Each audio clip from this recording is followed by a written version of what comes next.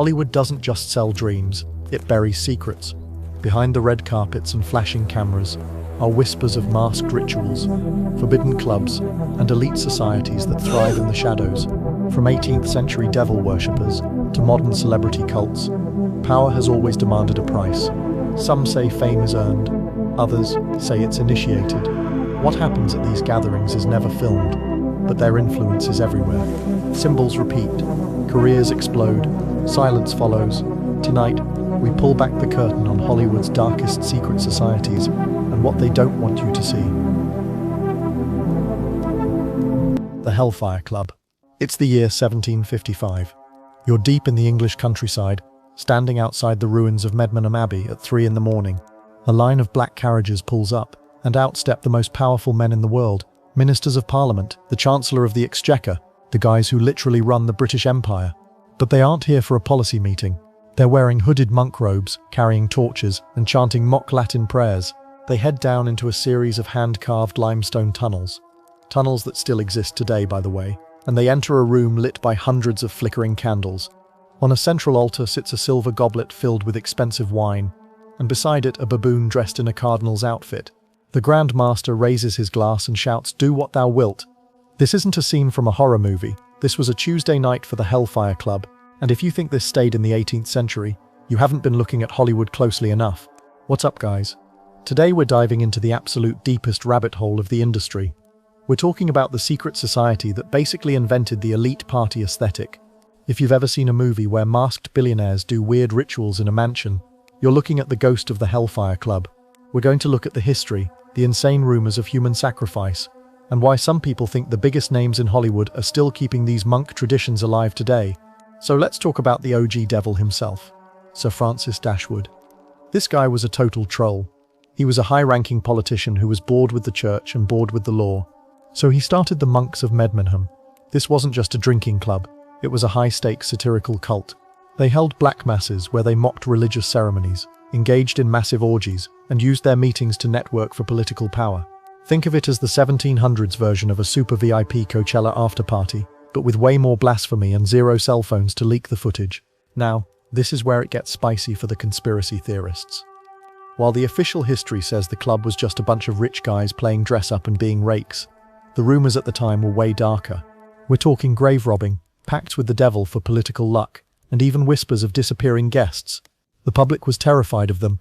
Eventually, the scandals got too big, reputations were ruined, and the club disbanded. But did it really? Or did it just go underground and move across the Atlantic? Fast forward to 1999. Legendary director Stanley Kubrick releases Eyes Wide Shut. The movie is famous for that one scene. You know, the one where Tom Cruise sneaks into a masked ritual at a massive estate. The chanting, the robes, the masked anonymity of the elites.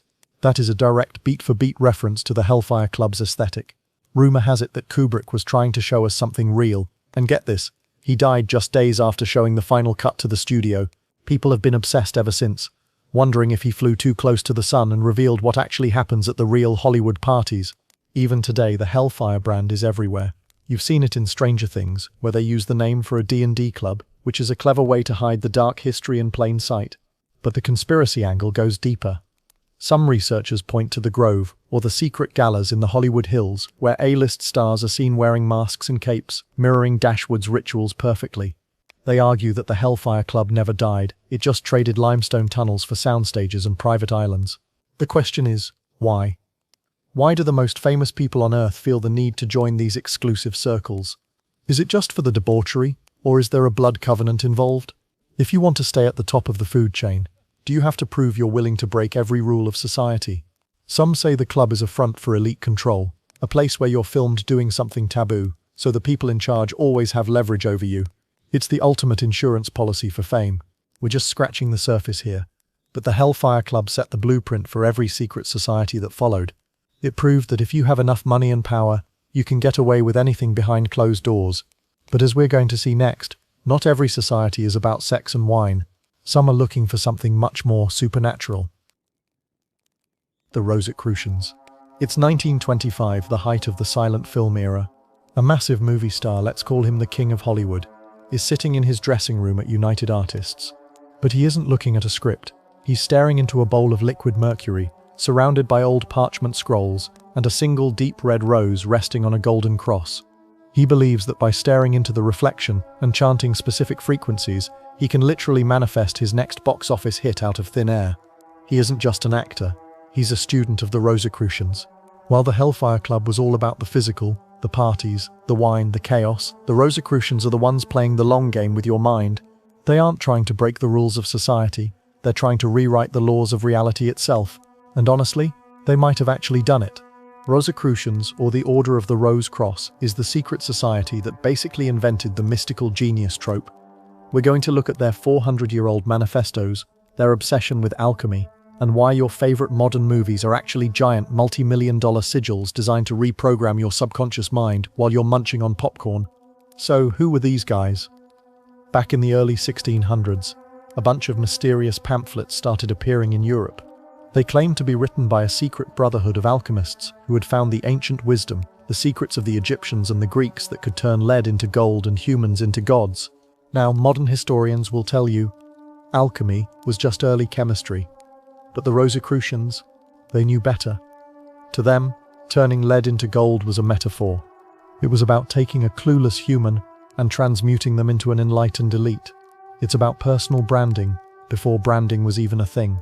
Fast forward to the birth of Hollywood. When the film industry moved to California in the early 1900s, it wasn't just for the sunshine, it was for the vibes. Los Angeles became a massive magnet for mystery schools.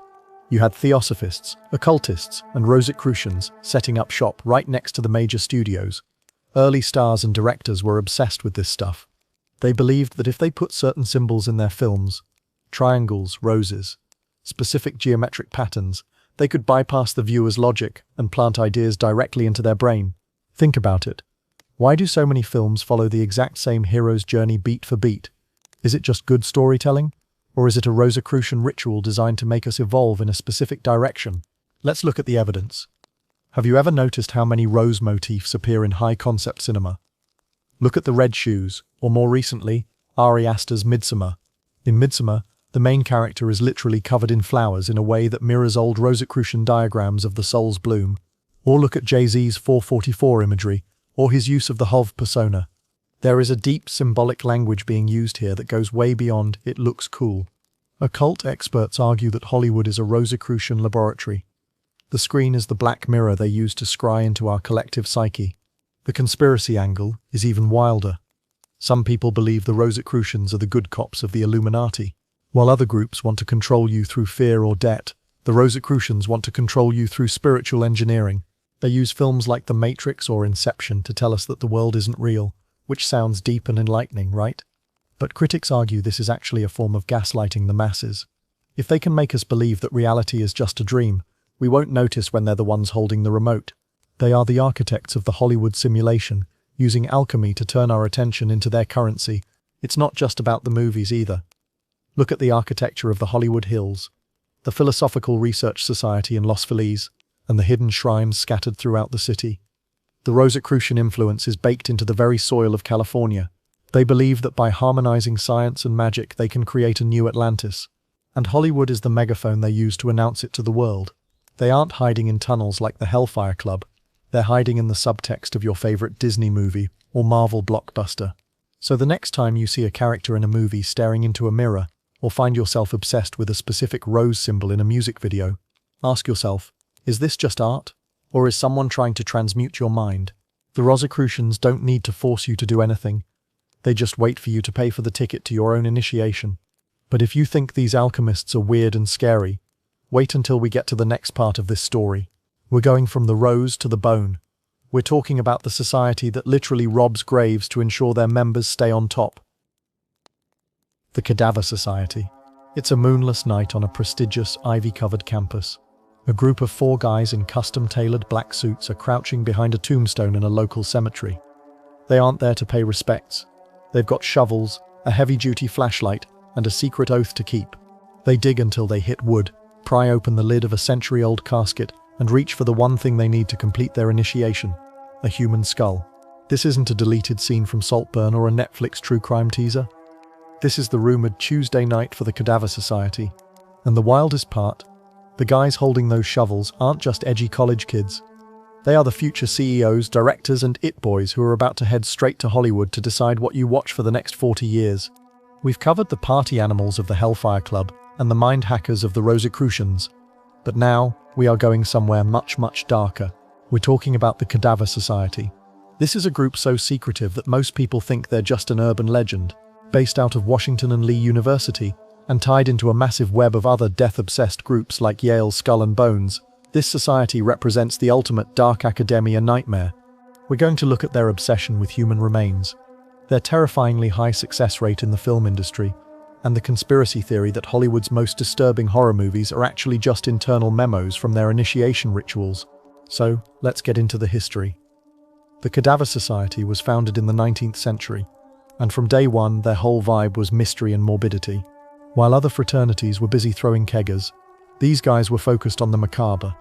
Their symbol is a skull and crossed bones, and their headquarters is a windowless building that most students are too scared to even walk past. But here's the kicker. To get in, you don't just need a high GPA, you need the bone. Rumors have persisted for over a century that members have to participate in grave-robbing rituals to prove their loyalty. The idea is that once you've committed a crime like that with a group of people, you are bonded for life. You can never snitch because they have the receipts on you. It's the ultimate blood-in, blood-out pact, but for the 1%ers. Now, how does this link to Hollywood?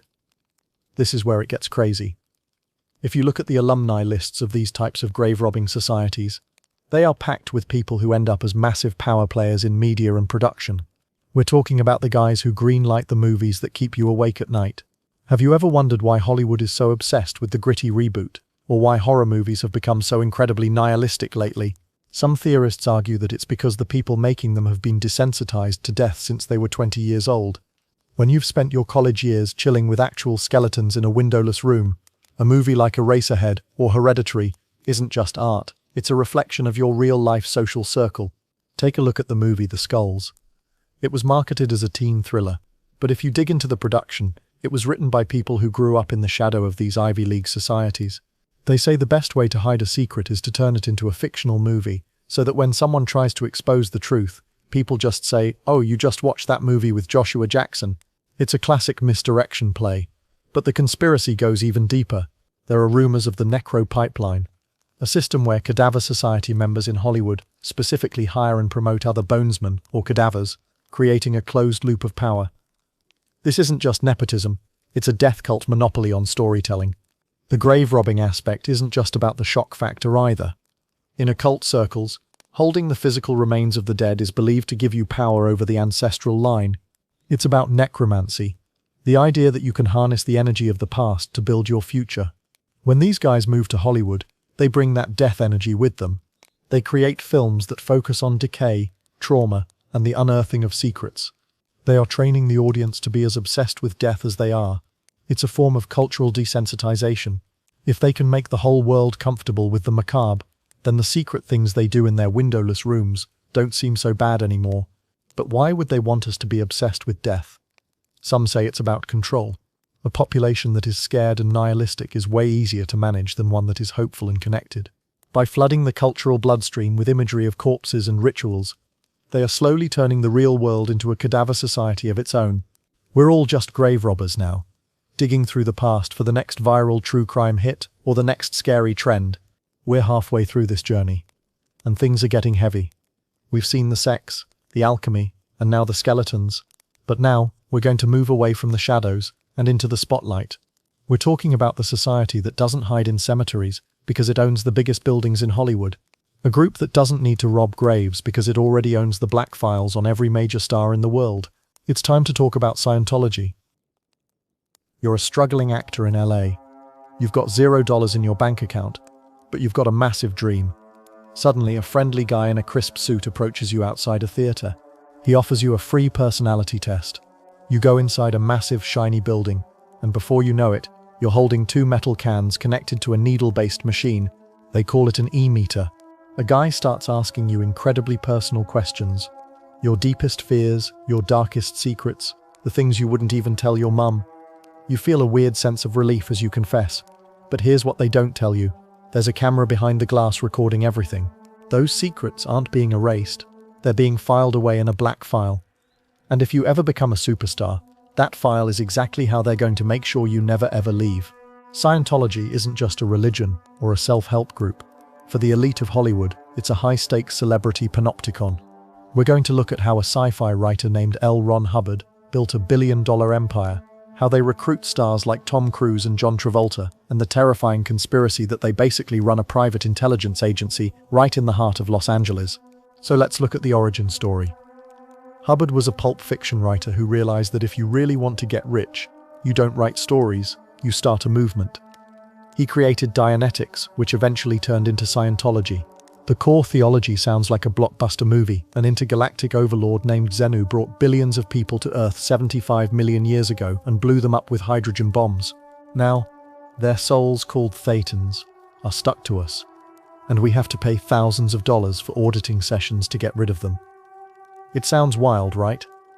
But in the 1970s and 80s, this was the ultimate biohack for Hollywood elites who wanted to feel special. But here's where the secret society aspect kicks in. Scientology has something called the Celebrity Center. It's a literal castle in Hollywood designed specifically to cater to A-listers. They don't recruit these stars just for their money. They recruit them for their influence. If Tom Cruise says Scientology changed his life, millions of people listen. But the dark side is the disconnection policy. If you join and then decide to leave, or if your family criticizes the church, you are forced to disconnect from them. You lose your parents, your kids, and your career. It's the ultimate social execution. We've seen this play out with people like Leah Remini and the victims in the Danny Masterson case. The church allegedly uses its massive resources to silence anyone who speaks out. Now, let's get into the conspiracy angle. Have you ever wondered why certain stars seem untouchable despite massive scandals? Or why some actors' careers just vanish overnight? Rumor has it that Scientology has infiltrated the LAPD and high-level casting agencies. Some theorists believe they use their black files, the recordings of those confessional auditing sessions, to blackmail the most powerful people in Hollywood. Think about it. If you knew every dirty secret of a studio head, you could basically control which movies get made and who gets cast. It's a shadow government, hiding behind a tax-exempt status. Then there's the Sea Org. This is the hardcore, paramilitary wing of the group, where members sign billion-year contracts. There are whispers of Gold Base, a massive fenced-in compound in the desert with motion sensors and sniper nests. People ask, why does a religion need snipers? The conspiracy theorists suggest it's because they aren't just protecting a church, they're protecting a command center for the Hollywood elite. They are the muscle that ensures the stars stay in line and the brand stays protected at all costs.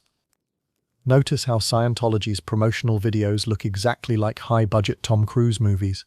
The lighting, the editing, the heroic music. They have their own film studio, Scientology Media Productions. They are literally building a parallel Hollywood where they control the narrative from start to finish. They aren't just influencing movies anymore, they are becoming the movie. They've turned spiritual enlightenment into a subscription service for fame. But if you think a celebrity cult is the peak of the pyramid, you're wrong. Scientology is about control in the light. But our next group is about control in the dark. We're going back to the East Coast. We're talking about Skull and Bones, the group that doesn't just own the stars, it owns the presidents who command them. Grab your shovels, because now we'll find out who actually runs the world. Skull and Bones. You're standing in front of a windowless brownstone building at Yale University that looks more like a medieval dungeon than a college clubhouse. They call it the Tomb. It's midnight, and inside, 15 of the most powerful seniors on the planet are gathered around a table. In the center sits the actual stolen skull of the Apache leader Geronimo. One by one, these guys, the sons of presidents, billionaires and CIA directors, lie naked in a silk-lined coffin. They have to confess every single sexual secret and moral failure they've ever had to the rest of the group. Once you're out of that coffin, you aren't just a student anymore. You are a bonesman. You've been reborn into a brotherhood that has a 322-year-old plan for the world. And if you think this is just a weird frat ritual, remember this. In the 2004 US election, both George W. Bush and John Kerry were members.